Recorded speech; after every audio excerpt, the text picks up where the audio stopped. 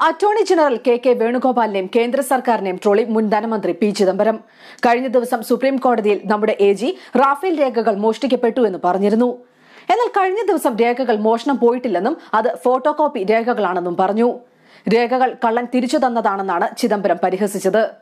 കഴിഞ്ഞ ദിവസം സുപ്രീം കോടതിയിലെ പരാമർശങ്ങളെ തുടർന്ന് AGയും കേന്ദ്ര സർക്കാരും വിവാദത്തിൽപ്പെട്ടിരുന്നു. പരാതിക്കാർ യഥാർത്ഥ രേഖയിൽ നിന്ന് ഫോട്ടോ കോപ്പികൾ എടുത്താണ് കോടതിയിൽ സമർപ്പിച്ചതെന്നും പിന്നീട് അറ്റോർണി ജനറൽ തിരുത്തിയിരുന്നു.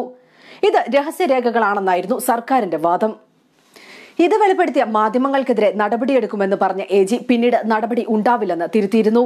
ബുധനാഴ്ച AG പറഞ്ഞത് രേഖകൾ മോഷ്ടിക്കപ്പെട്ടു എന്നായിരുന്നു. പിന്നീട് ഇത് ഫോട്ടോ കോപ്പി രേഖകളായി.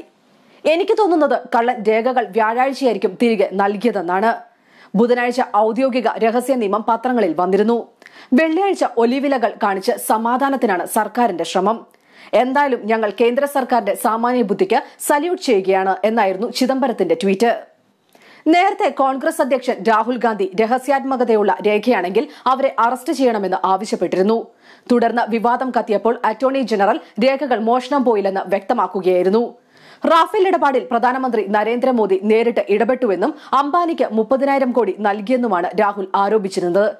എന്നാൽ ജന്മന നുണയനാണ് രാഹുൽ എന്നാണ് BJPയുടെ ആരോപണം.